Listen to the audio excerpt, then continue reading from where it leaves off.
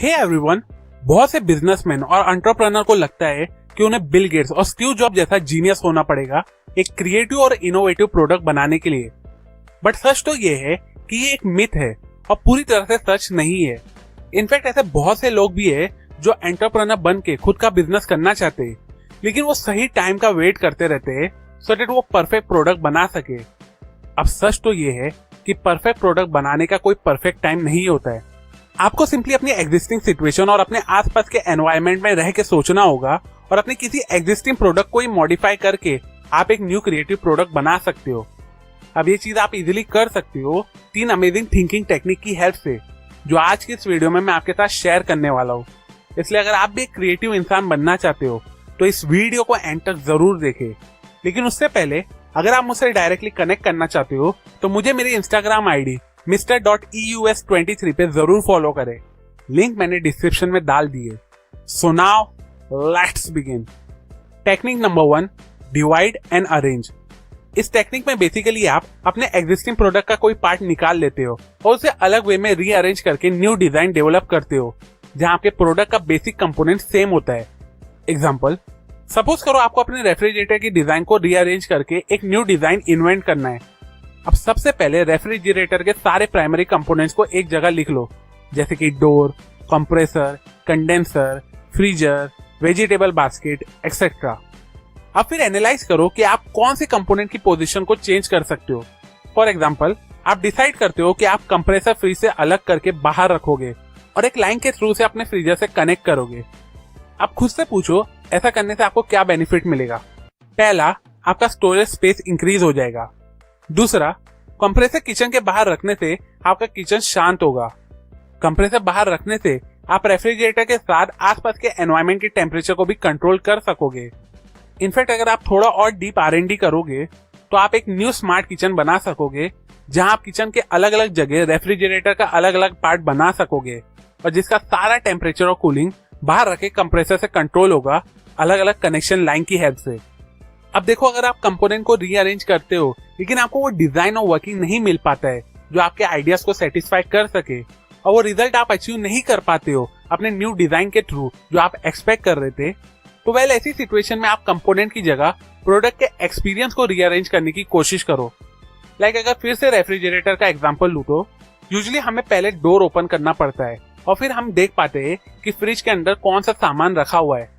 लेकिन आज के टाइम पे मार्केट में आपको ऐसे बहुत से रेफ्रिजरेटर देखने को मिलेंगे जिसके डोर पे LED स्क्रीन होती है, जिसके थ्रू आप बिना दरवाजा खोले देख सकते हो कि फ्रिज के अंदर क्या क्या रखा हुआ है। सिंपल वर्ड्स में कहूँ तो डिवाइड एंड रीअरेंज टेक्निक का यूज करके आप एग्जिस्टिंग प्रोडक्ट के कंपोनेंट को रीअरेंज करके एंड कंपोनेंट के एक्सपीरियंस को इंप्रूव और चेंज करके न्यू इनोवेटिव प्रोडक्ट डेवलप कर सकते हो। Technique number 2, subtract and replace. इस टेक्निक में आप बेसिकली अपने मेन प्रोडक्ट के इंपॉर्टेंट एसेंशियल पार्ट को किसी और चीज से रिप्लेस करके एक न्यू प्रोडक्ट को डेवलप करते हो। एग्जांपल, जब स्मार्ट वॉचेस लॉन्च हुई थी तो उसके डिस्प्ले बहुत बड़े होते थे जिससे वॉच बहुत ज्यादा हैवी बनता था। एंड नो डाउट आज भी मार्केट में ऐसी बहुत सी अमेजिंग स्मार्ट वॉचेस है विद बिग डिस्प्ले, लेकिन मार्केट में ऐसी बहुत सी कंपनी भी है जिसने स्मार्ट वॉच की इस बड़े से डिस्प्ले को एक स्मॉल डिस्प्ले से रिप्लेस करके मार्केट में एक नया प्रोडक्ट लॉन्च किया जिसे आज हम सब फिटनेस बैंड कहते हैं। बिग डिस्प्ले को छोटी स्क्रीन से रिप्लेस करने का बेनिफिट ये हुआ कि इसकी डिजाइन बहुत ही मिनिमम और एलिगेंट टाइप बन गई। छोटी स्क्रीन होने की वजह से उसका वेट भी कम हो गया, जिसकी वजह से उसका मैन्युफैक्चर करना आसान हो गया और इसकी वजह से वो सेम फिटनेस बैंड का प्राइस चीपर था compare to big display smart watch. एक और एग्जांपल देता हूँ जिसमें ये सेम टेक्निक यूज हुई थी न्यू इनोवेटिव प्रोडक्ट बिल्ड करने के लिए।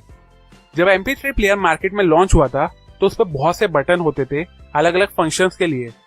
वेल एप्पल कंपनी ने इसी मल्टीपल बटन वाले सेटअप को एक सिंगल बटन से रिप्लेस करके मार्केट में एक न्यू म्यूजिक प्लेयर लॉन्च किया जिसे हम सब iPod बोलते हैं।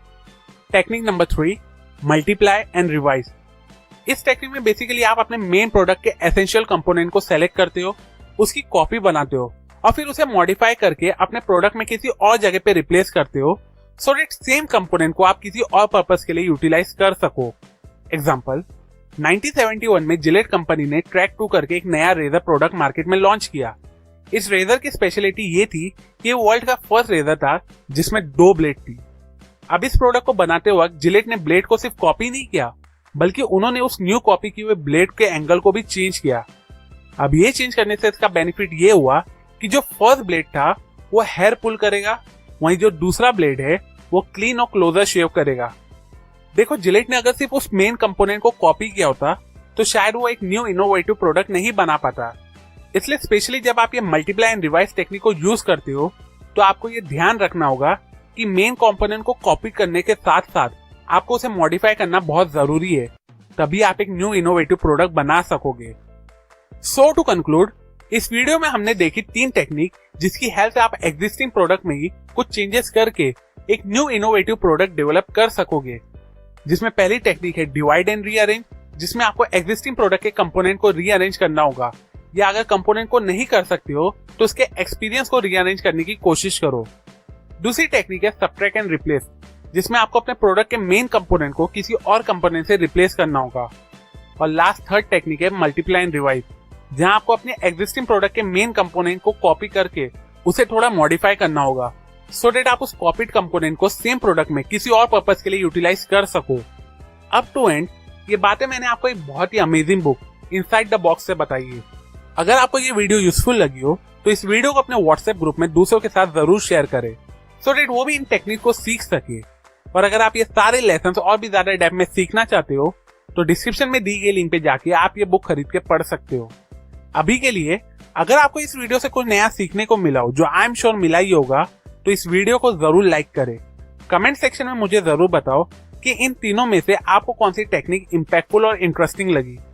सेल्फ एजुकेशन और बुक रीडिंग की हैबिट को ज्यादा से ज्यादा लोगों तक पहुंचाना मेरा मिशन है, तो मुझे मेरे इस मिशन में सपोर्ट करने के लिए मेरे यूट्यूब चैनल को जरूर सब्सक्राइब करें और हाँ, उस बेल आइकॉन पे भी क्लिक करें। And finally, thanks for watching.